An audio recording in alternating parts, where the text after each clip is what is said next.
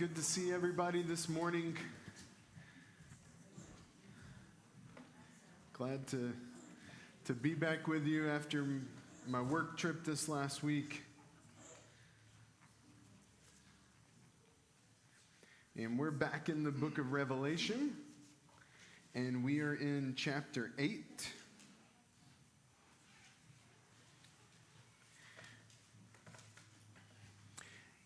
And again, just looking at kind of the flow of the book, this is similar to the outline that I handed out earlier at the beginning of the quarter. God's people are facing a challenging time, persecution and suffering. And the book opens with John saying he received a vision from Jesus, and he's coming. He's coming to judge our enemies, just like God has always judged the enemies of his people. But he reminds them he's here, and he's among the candlesticks, which he says are the churches. So Jesus he's always with us. But there's another side to that story. Just as that means he's here to protect us, he also sees and knows what we're doing. Are we being faithful to him? And so he challenges or encourages the churches in chapters 2 and 3 to be faithful to him. And then Jesus, and then we get the throne scene. The visions begin, and we go into the throne scene and reminds us that God rules, God is in control, and his plan is secure. Even when you see things on the outside that makes you feel like, what's going on with God's plan, it's always secure. And even when you get into chapter 5 and the vision is there's this book, and it's like, okay, now God's going to reveal his message, but nobody's worthy.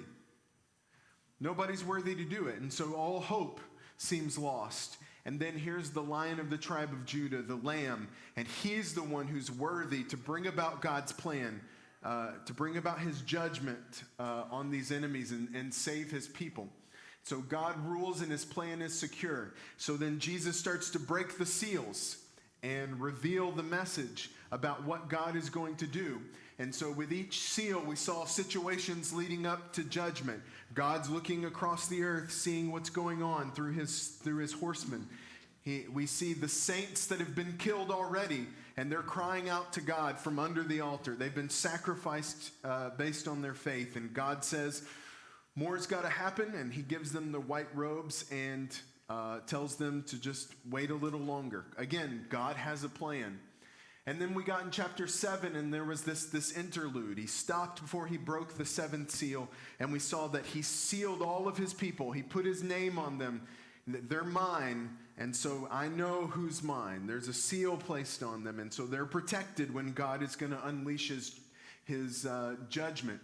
Then you get the second part of chapter 7, where we see the vision of all the faithful before the throne after everything is over. And then we got into chapter 8, and at the beginning, there is the breaking of the seventh seal and silence for half an hour. And just after all of the cries of praise and everything in chapter 7 ends, the silence is really powerful. Everyone's eyes, okay, here's the seventh seal. What is God going to do? And before it tells us what the breaking of the seventh seal means, we see an angel, and what does he have? Do you remember? Okay, he's got the censer, and what's a censer for? For burning incense. So it's one of the utensils they had for the temple worship, and they had a censer where they offered this incense to God. But as it goes up before God, as an aroma to him, what's with it? What's also going up to God? The prayers of the saints. Put in very simple terms, what is prayer? Talking to God. And it can be a prayer of thanks. It can be a prayer of praise. Do you know what the most common psalm is? Type of psalm?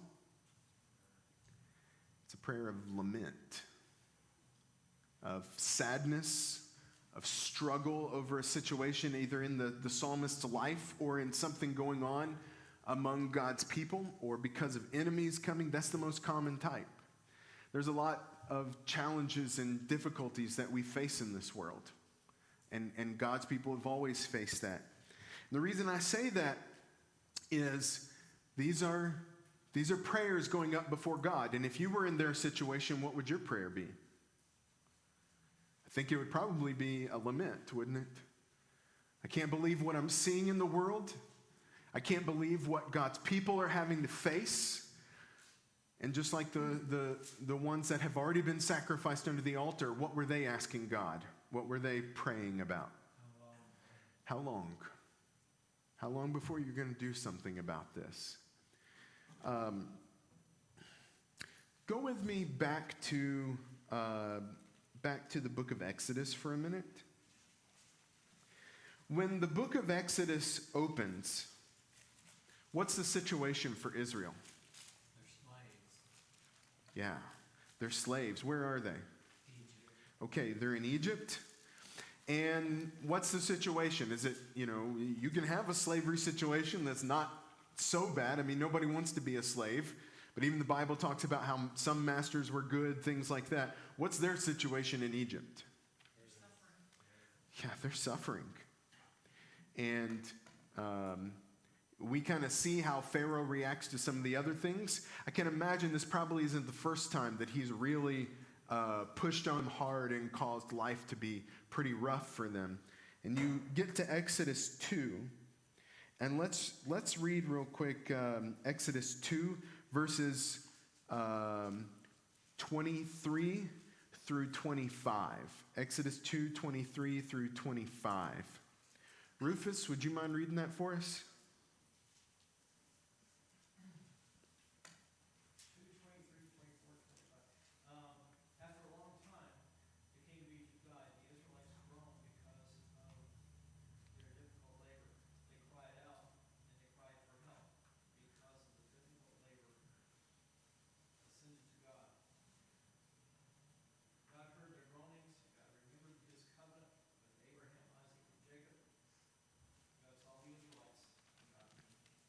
Okay. So you see that language? What their cries went where? Up to God, before God. Our prayers are always heard by God. He hears us. No matter what's going on, no matter what the situation is. God hears us. And so with that, because it tells us just before that, the situation of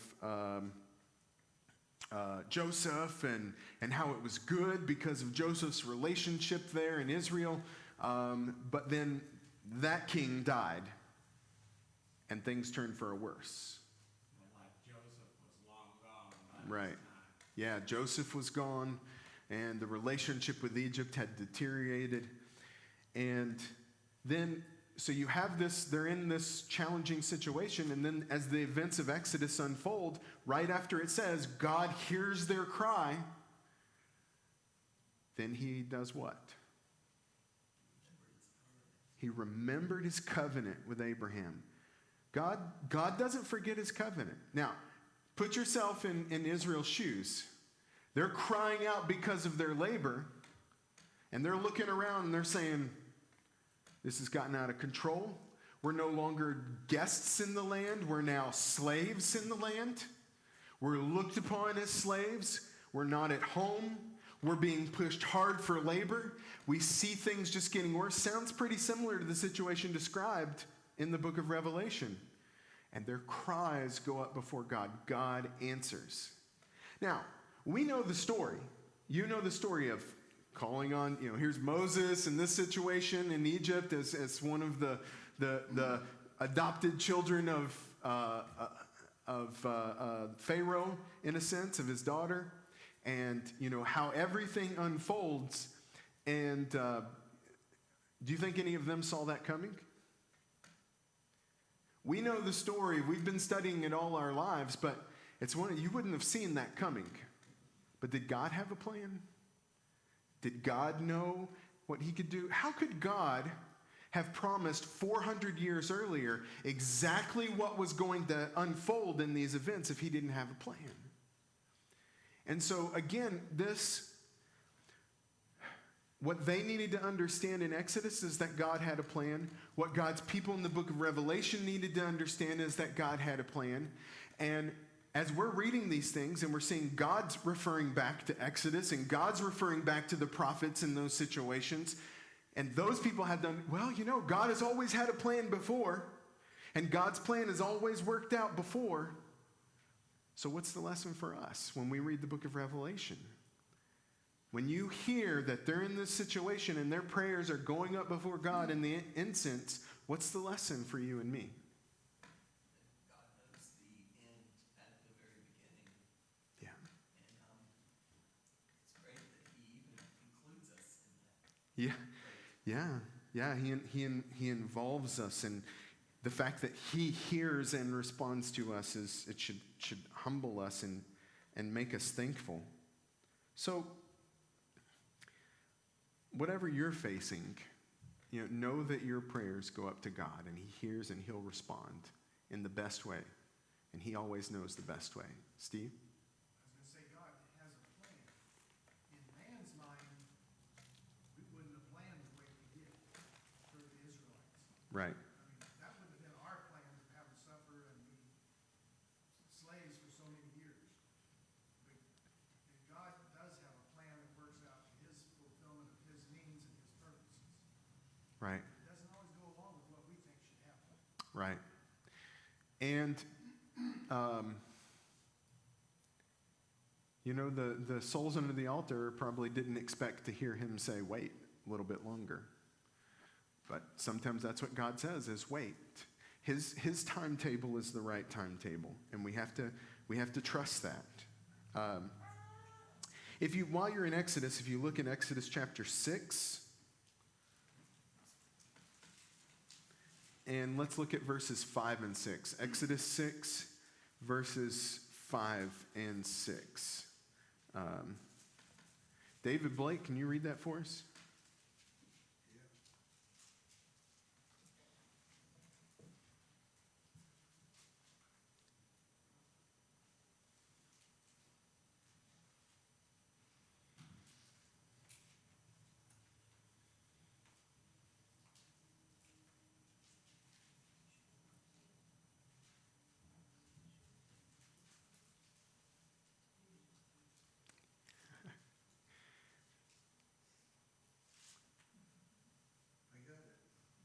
All right. I knew there was a plan.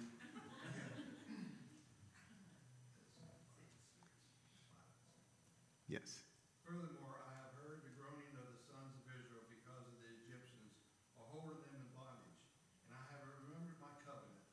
Say therefore to the sons of Israel, I am the Lord, and I will bring you out from under the labors of the Egyptians, and I will rescue you from their bondage.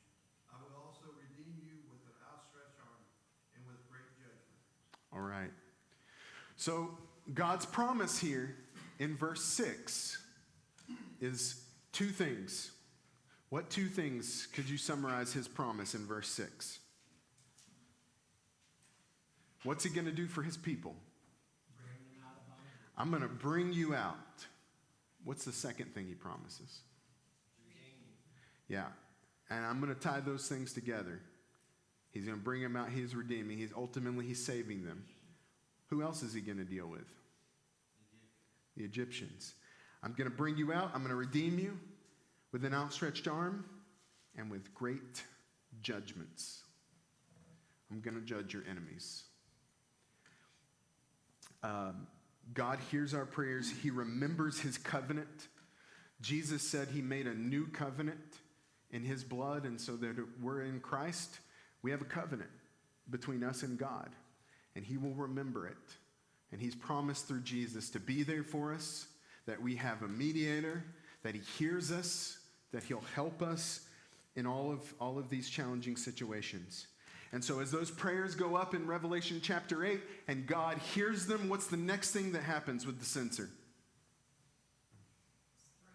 He takes it and he throws down fire on the earth. God brought judgment. That's what is about to unfold with this, the breaking of the seventh seal. He will judge these enemies. And so when we're back in Revelation 8 and verse 6, the seven angels who had the seven trumpets prepared themselves to sound them. The first sounded, and there came hail and fire mixed with blood, and they were thrown to the earth, and a third of the earth was burned up, and a third of the trees were burned up, and all the green grass was burned up. The second angel sounded, and something like a great mountain burning with fire was thrown into the sea, and a third of the sea became blood. And a third of the creatures which were in the sea and had life died, and a third of the ships were destroyed. The third angel sounded, and a great star fell from heaven, burning like a torch, and it fell on a third of the rivers and on the springs of waters. The name of the star is called Wormwood, and a third of the waters became wormwood, and many men died from the waters because they were made bitter. The fourth angel sounded, and a third of the sun, and a third of the moon, and a third of the stars were struck, so that a third of them would be darkened, and the day would not shine for a third of it, and the night in the same way. Then I looked, and I heard an eagle flying mid-heaven, saying with a loud voice, "Woe, woe, woe to those who dwell on the earth, because of the remaining blasts of the trumpet of the three angels who are about to sound." All right, so as you read through that section, he starts blowing the trumpets, and these things starts happening. Anything in particular stick out to you? Okay, a third. Now, in the previous judgment, in the breaking of the seals, do you remember what the judgment was? It was a fourth. Now, I know you think 4 is more than 3. But remember, we're talking about fractions here, so it's a fourth, it's less. But now it's a third. The judgment escalates through. So you're going to see it escalate through the 7 trumpets themselves. And then when we get to the 7 bowls of wrath, it's going to get even worse. In the next section, God's judgment escalated. What else did you notice? What about the judgments themselves? Anything strike you about them? Okay, it was all encompassing. I mean, you're covering waters, covering land. It's across everything. What else? What about the types of judgments? Yeah, breaking down. Just like God created the sun and the moon and the stars and the waters and the animals and all of this, kind of destroys all of that back. Yeah. Think about this. If you go back up to verse 7, there's hail. And when you get to verse 8, a third of the sea became blood. And then when you get to verse 10 and 11, the waters are affected. Then when you get to verse 12, there's darkness. Does that sound like anything to you? Yeah, you remember? Remember the 10 plagues? So, yeah, the water to blood, the darkness, the locusts and other creatures that God sent to plague them. So it's very similar. As in Exodus, God's people cry out and God responds. He brings judgments on the enemies and he saves his people. This is God's picture, God's story to say, you remember when I did that and God's people cried out and I did these kinds of things? Guess what? I'm gonna bring you out, I'm gonna save you, and I'm gonna judge these people now that are causing problems for my people. So again, God's using this Old Testament imagery to, you remember when you read that? I'm not having you read the scroll of Exodus just for the fun of it. It's not just a nice story to tell your kids. For the people during the book of Revelation, God used that story to say, I'm going to do it again. I'm going to judge these people that are causing problems for my people. What else in chapter 8 do you notice or strikes you or you have questions about?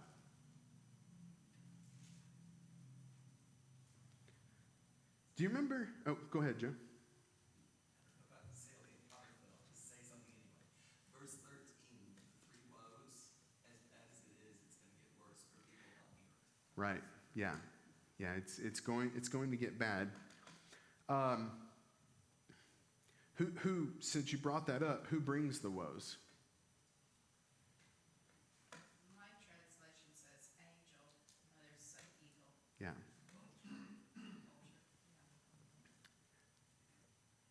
Yeah. If eagle is right, eagle was the bird of Rome. It was the symbol of Rome, one of the symbols of Rome. And so it's almost as if this symbol of the empire is bringing the message of its own doom.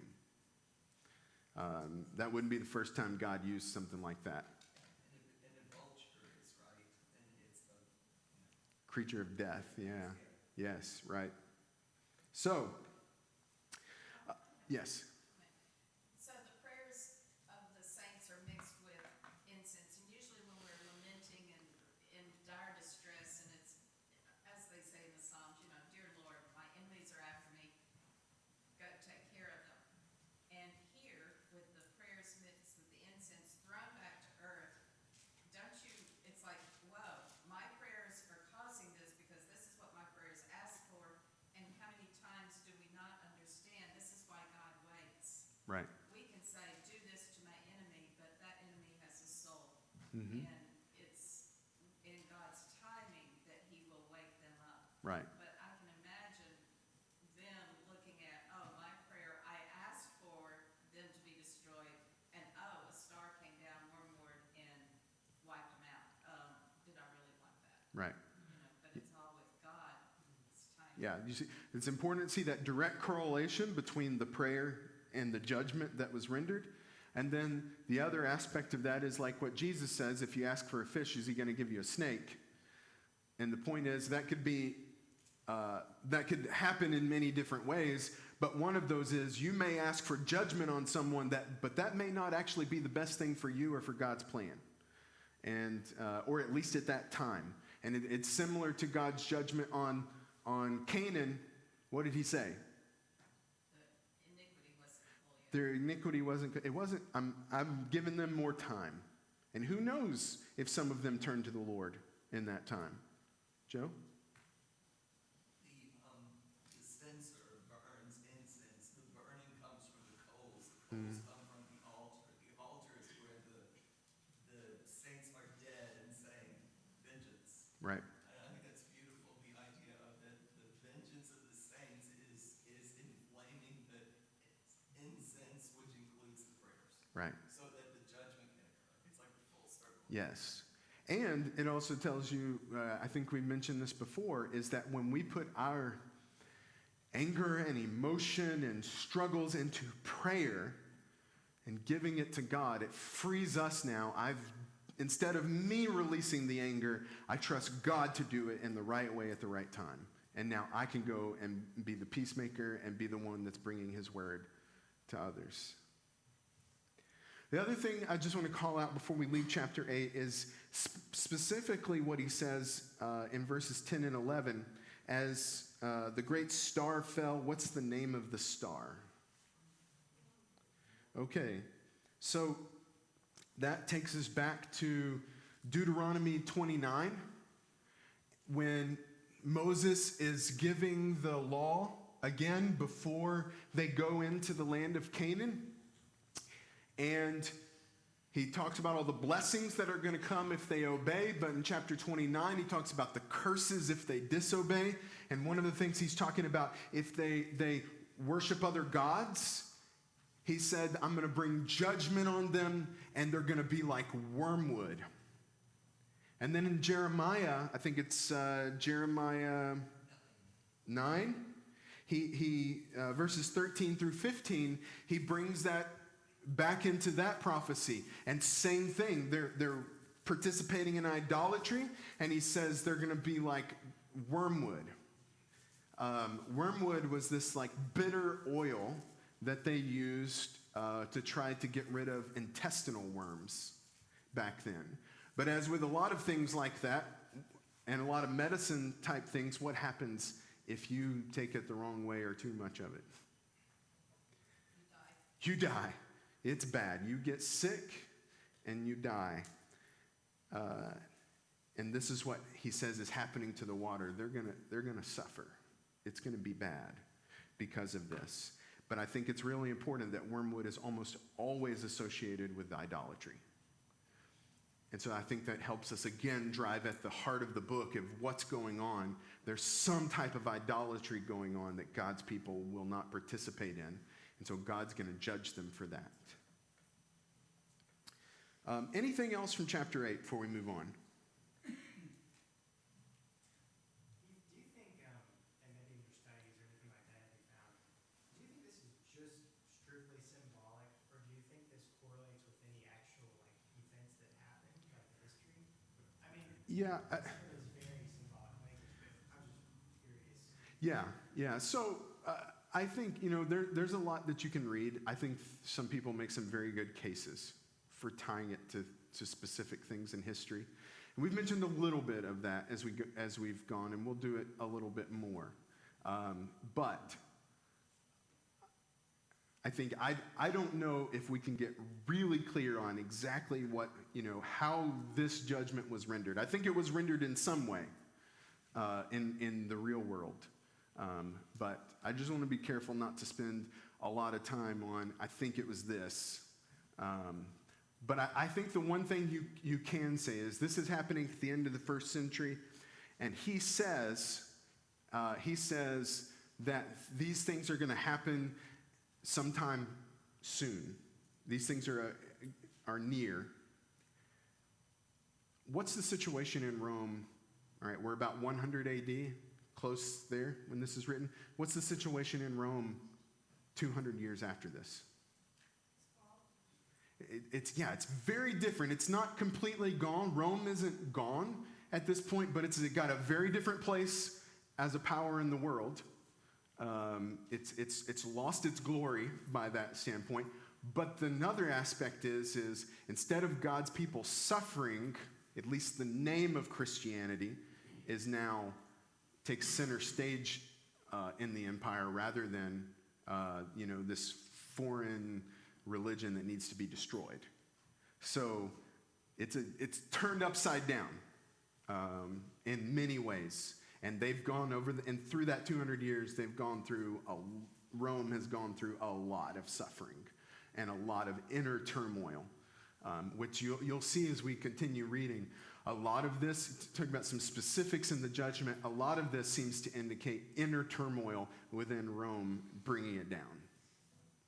So, again, I think even this, if it's intended to be an eagle in verse 13, I think that's part of the message is it's going to come, their crumbling is going to come from within. And we're going to see a little bit of that here as we begin chapter 9. In chapter 9, he says, "Then the fifth angel sounded, and I saw a star from heaven which had fallen to the earth, and the key of the bottomless pit was given to him. He opened the bottomless pit, and smoke went up out of the pit like the smoke of a great furnace. And the sun and the air were darkened by the smoke of the pit. Then out of the smoke came locusts upon the earth, and power was given them, as the scorpions of the earth have power. They were told not to hurt the grass of the earth, nor any green thing, nor any tree, but only the men who do not have the seal of God on their foreheads. And they were not permitted to kill anyone, but to torment for 5 months. And their torment was like the torment of a scorpion when it stings a man. And in those days men will seek death and will not find it. They will long to die, and death flees from them. The appearance of the locusts was like horses prepared for battle, and on their heads appeared to be crowns like gold, and their faces were like the faces of men. They had hair like the hair of women. Their teeth were like the teeth of lions. They had breastplates like breastplates of iron. The sound of their wings was like the sound of chariots of many horses rushing to battle. They have tails like scorpions and stings, and in their tails is their power to hurt men for 5 months. They have as king over them, and the angel of the abyss, his name in Hebrew is Abaddon, and in Greek it has the name Apollyon. The first woe is past. Behold, 2 woes are still coming after these things." Now, if you pictured this in a dream, that would be what we call a nightmare. Can you imagine seeing this? an army of locusts coming after you, and this is what they look like. And almost what's worse is, what do they not have the power to do, and what do they have the power to do? They can't kill, but they can keep on hurting. Now, I have never experienced the sting of a scorpion. Have any of you? What did surprise me when I lived in Alabama, I didn't realize we had scorpions so close. Do we have them in Tennessee? We do. Okay. So I don't know if it's like Alabama. It was near the water. Whenever we rented a house by a lake when we were in Alabama, and there's a little kind of shed under the house, and I remember very vividly. That's where I had put the mower, and that was the first time I ever saw a scorpion. Well, I guess probably outside of a tank in a zoo or something. And that scared me to death, seeing a scorpion there. Now, my understanding is they're not too bad, unless you're allergic to them. But I don't care whether they're bad or not. I stayed very far away from them. But I have heard and read a little bit that when it stings, it hurts, and it keeps on hurting for a while until it heals. So that's the kind of thing that's going on. But let me ask you, where do these locusts come from? The pit. Anybody have another translation?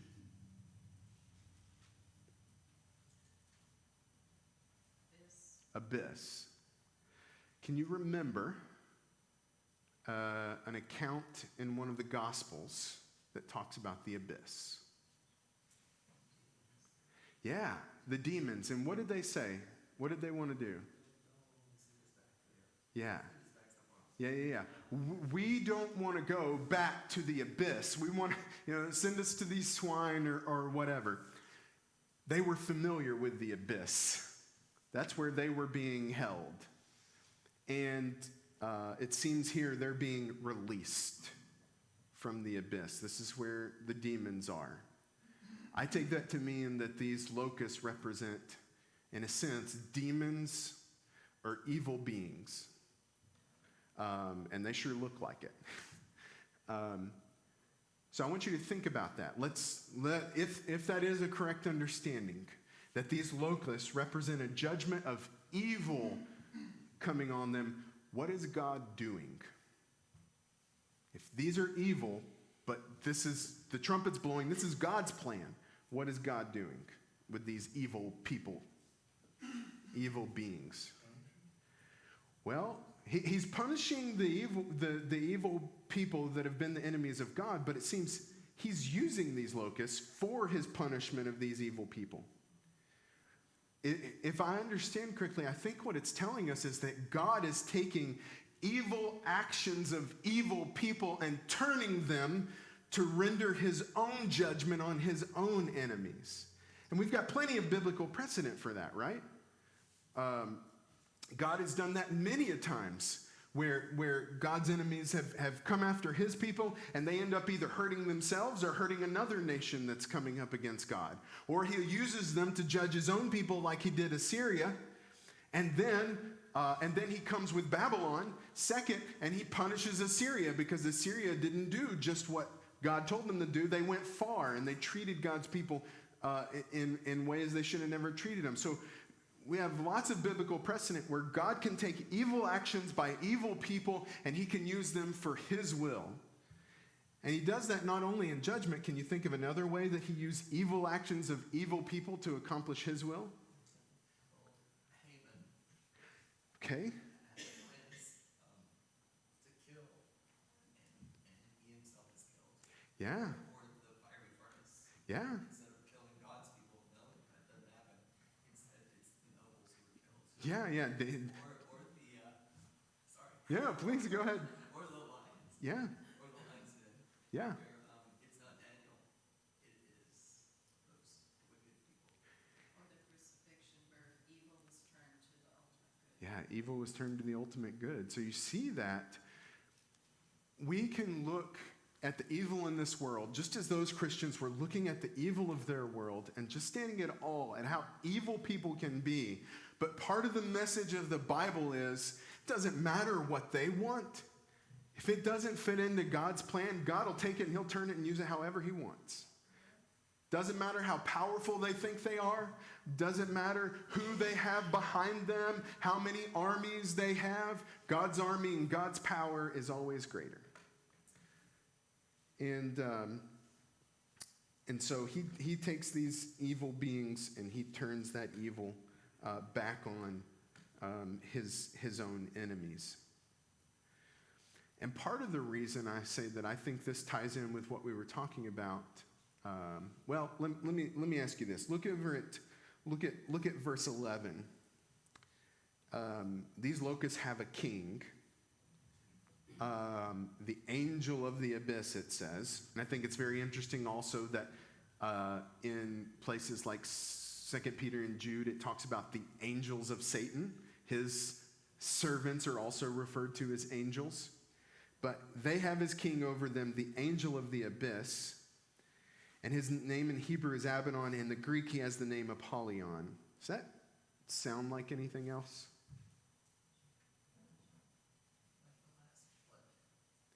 Okay. It seems like the destroyer. Yeah.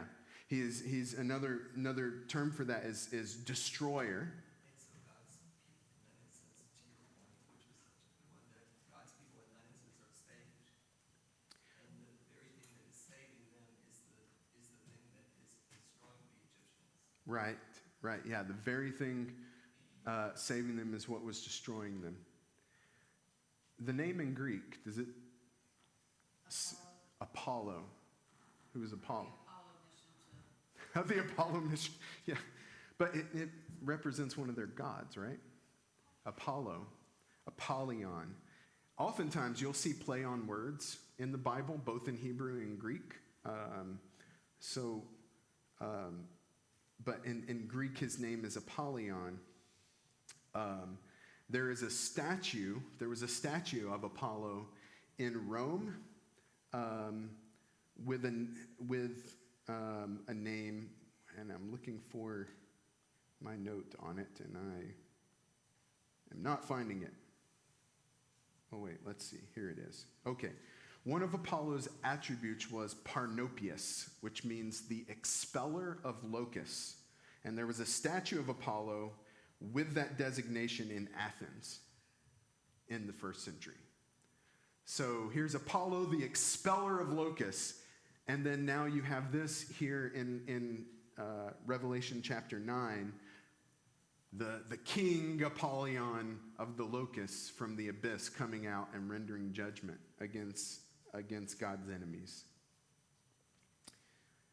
What else? Anything else through verse 12? Would they have, because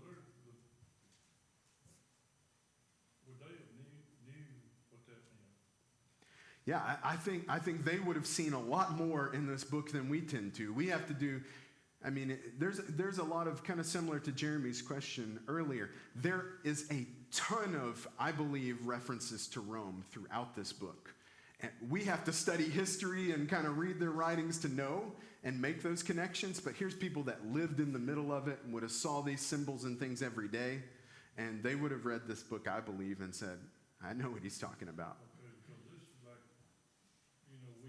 we've discussed it several times, but there's a belief out there, a doctrine out there that takes this literal.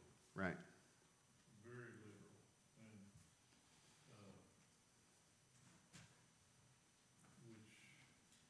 which they knew what it meant then.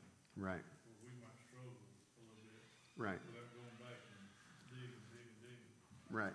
It's like many things. A lot of people they take this and they what's the word? Fantasize it, whatever. They blow it up into something else, and there's a lot of thoughts and assumptions and not much reference to Scripture. And people, it blows up into big ideas. But if you read the Bible And we go back and we read those prophecies. That's why we can't leave out reading the Old Testament in our Bible studies. Because if you read those prophecies and then you read the book of Revelation, you start, I remember that. I remember that from Jeremiah or Ezekiel or whatever. And you can go back and read it in context and, oh, the pieces start coming together. Let me give you one really big example of that people often talk about. The theory that Satan, is Lucifer, comes from a prophecy in Isaiah that has nothing to do with Satan at all. It refers to the king of Babylon. I think it's Isaiah 13 or maybe it's 25. I'm mixing it up. But anyways, the point is, people, they saw something falling from heaven. Oh, that's Satan. And they come up with this big story about Satan's origins. And there's little pieces throughout the Bible, but that's not one of them that tell us about Satan. That's a prophecy about the king of Babylon. So I say the most important thing we can do when we read difficult texts is compare the Bible against the Bible. Other theories outside of that, it's okay to talk about it, have discussions, but we got to be really careful that we don't blow things up into something that we can't tie to Scripture. Anyways, we'll continue on Wednesday. Thanks.